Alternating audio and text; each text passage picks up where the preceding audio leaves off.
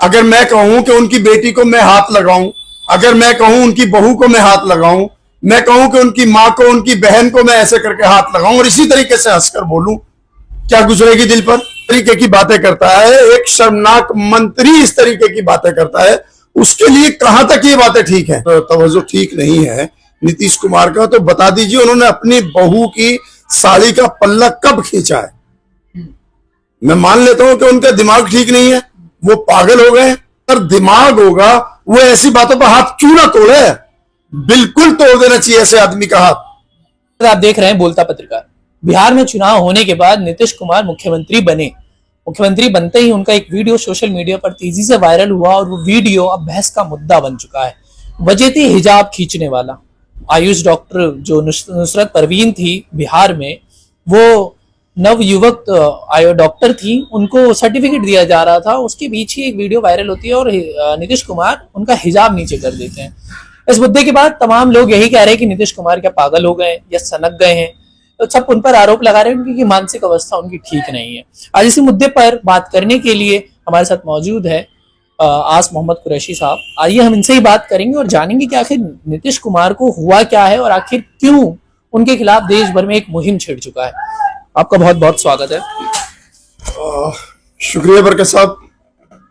क्या हुआ है नीतीश कुमार को? ये जो अभी किया है इन्होंने, मतलब आपको क्या लगा देखकर कि क्या हो गया था? क्या एक मानसिक अवस्था थी या फिर एक प्री प्लान चीज थी? मुस्लिम्स के खिलाफ किसी भी तरीके का प्रोपेगेंडा बनाया जाता है, ये प्री प्लान ही होता है। कभी ऐसा नहीं हुआ कि मुस्लिम्स के साथ अचानक कुछ किया हो।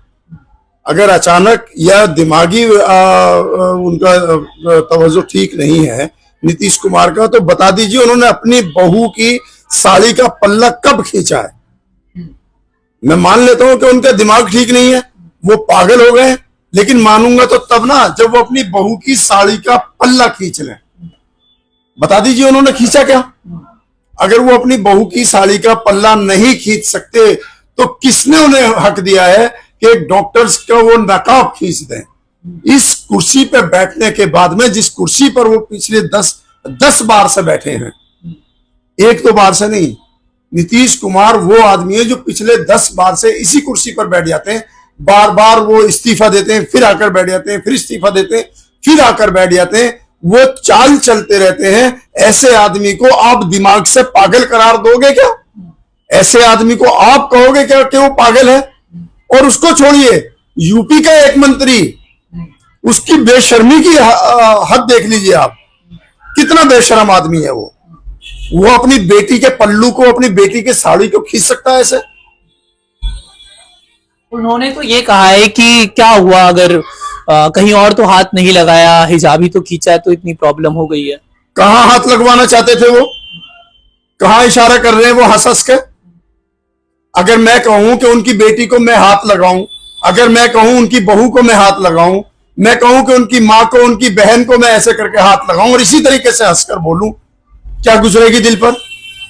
शर्म नहीं है उस बुढ़ा आदमी हो गया वो? शर्म नहीं उस आदमी को? शर्म आनी चाहिए ऐसे लोगों को। मंत्री पद से इस्तीफा देना चाहिए। और अब कहां चले गए योगी जी? उनका एक मंत्री इस तरीके के शर्मनाक बयान देता है और योगी जी चुप हैं। अगर यही बात हमारे किसी हिंदू बहन के साथ हो जाती, योगी जी चुप रहते क्या? ये जितने हिंदू संगठन हैं जो आज चुप है एक मुसलमान के पल्लू को खींचने पर, एक मुसलमान के हिजाब को खींचने पर, क्या उस वक्त ये चुप रहते? इस देश को बंटवारे की तरफ, इस देश के लोगों की समझ को, सूझ को बंटवारे की तरफ ले जाने वाले ये लोग किस नीच हरकत पर उतर आए हैं? देखिए आप, समाज माफ नहीं करेगा इन्हें। इम्तियाज जलील का ये कहना है कि उनका हाथ तोड़ देते अगर हमारे सामने ये किया होता। नीतीश कुमार के बारे में उन्होंने कहा, ऐसी भाषा कहां तक ठीक है एक सीएम के लिए, बिहार के सीएम, एक यूपी के सीएम के लिए बाकी की भाषाएं कहां तक ठीक है? इम्तियाज जलील तो आज एमपी नहीं है, इम्तियाज जलील तो एक पार्टी से जुड़े हुए हैं। एक सीएम इस तरीके की बातें करता है, एक शर्मनाक मंत्री इस तरीके की बातें करता है, उसके लिए कहां तक ये बातें ठीक है? पहले तो उसको शर्म आनी चाहिए ना। इम्तियाज जलील की बातों को तो बाद में सोचेंगे कि क्या उन्होंने सही किया, क्या गलत किया। और कोई भी आदमी, कोई भी इंसान जिसके अंदर दिमाग होगा वो ऐसी बातों पर हाथ क्यों ना तोड़े। बिल्कुल तोड़ देना चाहिए ऐसे आदमी का हाथ। शरेआम सीएम होने के बावजूद आप किसी का पल्लू खींच देते हो, आप किसी का हिजाब खींच देते हो। अरे आपको चेहरा देखना था ना। आप कह देते मेरे यहां पर जिस वक्त मैं आपको आपका लेटर दूंगा मैं चेहरा देखे बिना नहीं दूंगा, आपको लेना आ जाइए, नहीं लेना चाहिए। ये उन डॉक्टर साहिबा की मर्जी होती, वो आती या नहीं आती।